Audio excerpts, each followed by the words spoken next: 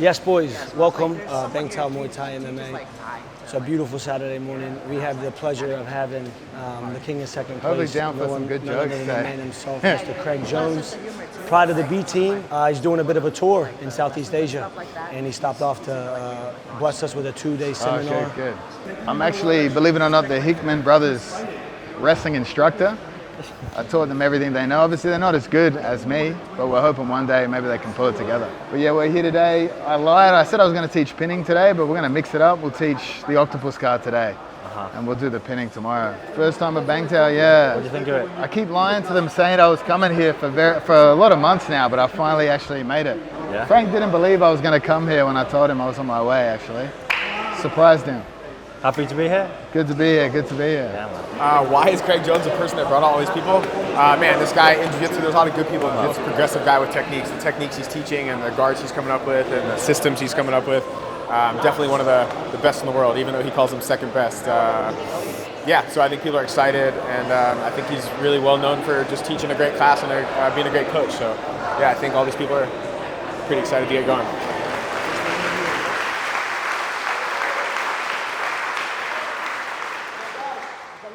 Guys, I'm also Hickman Brothers wrestling coach. That's the main reason they brought me out here. Guys, come in real nice and tight. Well, guys, we'll do some of the reversals today. So we'll do some of the octopus guard stuff. We'll do some pins tomorrow. Guys, you have to accept a few things. Side control bottom. on you. If the top guy doesn't have a crossface, it's a good position. It's a good position for reversals, good position to get up. A lot of the stuff I'll show today, you have to forget about some traditional shitty jiu-jitsu stuff, right? So like, there'll be a theme for the whole weekend, right? Like, if you want to be able to hit some reversals from bad positions, side control, octopus guard, great for that. If you want to be able to pin people, which is sort of what we'll do tomorrow, side control is a shitty position to pin people. Allowing people to expose their back, or as a defensive guy, not ever exposing your back, is a pretty shitty traditional approach to jiu-jitsu, right? So if you ever want to get up, you have to expose your back. So that's one of the main things we'll do today, is how to expose your back safely, and it'll sort of fit into the theme tomorrow when we talk about pinning, in terms of jiu-jitsu guys want to allow people to turtle. That's a bad idea. That's where they can create reversal opportunities, scrambles, get up. We don't want that at all. And obviously the reverse of that is what we do today, octopus guard, is it looks like you expose your back, but you don't really expose your back.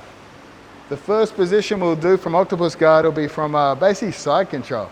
We're basically gonna allow them to pass, but don't let them have the crossface. So if Frankie's past my legs here, as he's coming in, he wants to secure the crossface, and obviously he's got the underhook here, whether the underhook's high or whether it's low at the hip. Obviously if it's low at the hip, it's hard for me to hip escape. If he has the crossface, I can't turn into him, right? So if he would secure a side control like this, that's actually gonna be a pretty solid pin. It's gonna be hard for me to move. But if we go back a step, as he's passing, I'm gonna prevent the crossface at all costs here. If I can prevent the crossface, there's nothing he can do with any other part of his body that prevents me turning into him here. And that's how we're gonna utilize the octopus. But I don't necessarily wanna just grab the wrist. I want my elbow underneath to guide Frankie's weight past me here. We're gonna do a lot of things at once here, right? When I turn into Frankie, if I keep my right knee low, he's just gonna step over and take my back. And he's gonna get a better position here, right? So we wanna keep our right leg high. So now if he tries to step over, we don't generate the same sort of back exposure here, right?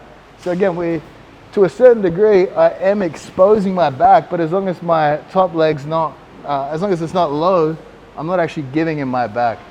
So we're gonna there's gonna be a few moving parts to this. It's gonna look like a very risky position, but as long as we're good with our inside arm and our top knee here, you're not taking any massive risk. So we come back. So as they've passed our legs here, and again, this is something instinctually jiu-jitsu guys want to do. They want to pass the legs because obviously they're rewarded for it in point scenarios here.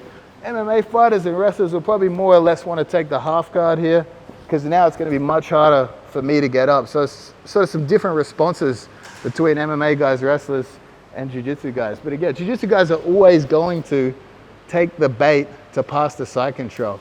We want to keep that knee high because I don't want him to pass straight to mount.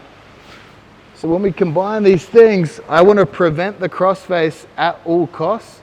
So I basically am trying to control his wrist and get my elbow towards his elbow here and guide his weight past us. As I push Frankie in this direction, his instinctual response will be to pull back. I use that to build height up to my elbow here. And now we're starting to climb for height. I don't want to reach for his hip too early here because he's going to crossface me. It's going to be a very brutal crossface. I want to keep my elbow nice and high. Now when he tries to re-crossface, you see the weak angle he has here. And again, that'll be a weak crossface. Here would be a very strong crossface here. He's going to turn me back down, likely step over. So we're here, we allow them to pass. We keep our right knee high. We guide him past. As he brings his weight back, I want you to start building height here. Frankie doesn't have too many options here. We're building height, we're keeping weight on the back of his armpit. Frank starts to move. We can start to climb. You can see we're gonna win this height battle here. If I do it without Frankie, so he's past my legs, we guide his weight past, we keep our leg high. As he brings his weight back, we use his resistance to start building height. We can start to scoot our butt out to climb for height here. You guys can start in any position. Let's just say our knees are in front here. We allow it to go past. And I'm in this position here. I keep a lot of tension into his hip here. And I bring my chest forward. I want you guys to feel pretty structurally strong in this position. So play around with it, get some resistance. Look, Frankie's trying to move here. It's actually quite easy for me to start building height. Him missing that crossface really hurts his entire pinning ability here. I'm building height with my head. I've got a wedge against the hips. My elbows nice and high again. Frank's trying to move. There's nothing he can do to stop us climbing for height. Do you guys have any questions for this sequence? All right, guys, 3, 2, 1.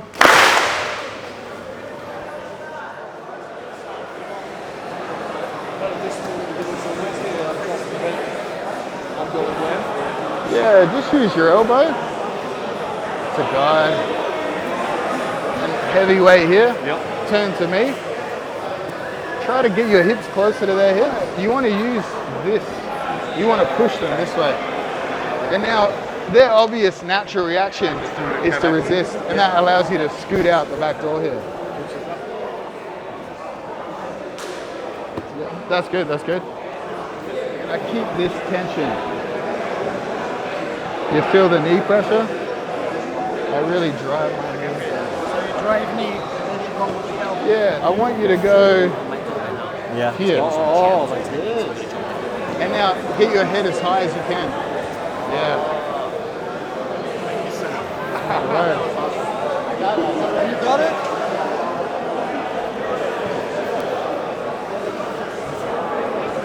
It feels like Yeah, it's hard to back out. If they switch their hips like this, right? Go back. If they switch like this, I would probably just frame in the elbow, push, and butt scoot out of there. Yeah. Because there's less weight on you. Exactly. It'll be more when a guy, if you're down, yeah, be more that sort of pressure. Like almost like you want to club them with a crossface. It depends if they're on their knees, not just yeah, like here, it's hard to guide my elbow, right?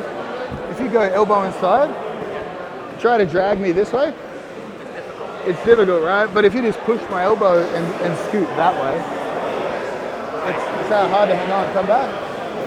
But if my pressure's going this way, now you're like going with the correct momentum. I guess the most, what makes this position strong is a frame. Frame, yeah. And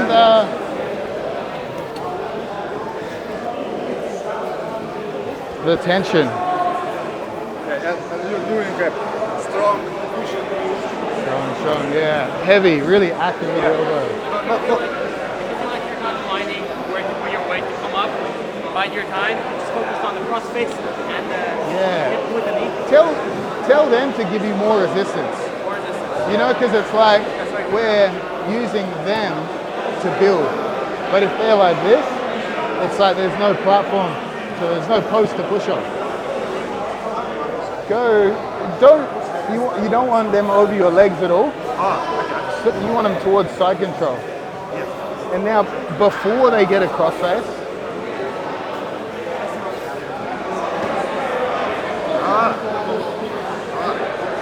and now be heavy here. Use this to climb up. That's it. That's better, yeah. I use them to get up. If guys have their hips back, I'll try to frame and then scoot this way. I create a place for you. It would be more... I take the weight off. Yeah, it'd be almost... The scenario that we're waiting for is this. Almost, you don't even necessarily need to grab it. Just control. You just guide it past you. Like, yeah, so if you're on top of me, imagine I'm here, you just passed my guard. And now I don't have the opportunity to switch my hip. Yeah, I'm almost like, I know if you get the crossface, now I can't turn up. So it's like the last second. And I really pull this in.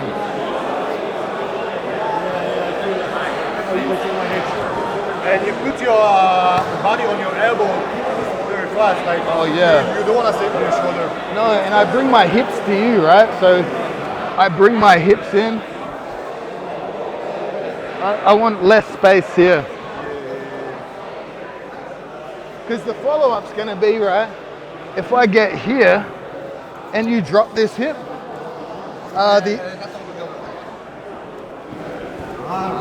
Go with me. Follow me. Yeah, because you're conceding hip height. Because the natural reaction is, if I come up, you drop a hip to put me down. Now, if you try to counter, it's almost like I create a bit of a shelf for you here. Like a... Sometimes it's like I grab, they pull their arm back. If you pull your arm back, I would just get up. But I might be like... Just about having enough space to follow the... Yeah, and almost get my hips in more.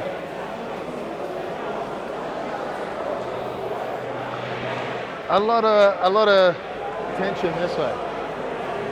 But you don't always have to grab this guide at once. There's a good chance that he's gonna drop this hip onto me here. We go to get up and drops his hip, and I'm able to place my hip. So look at his hips are square, don't drop the hip.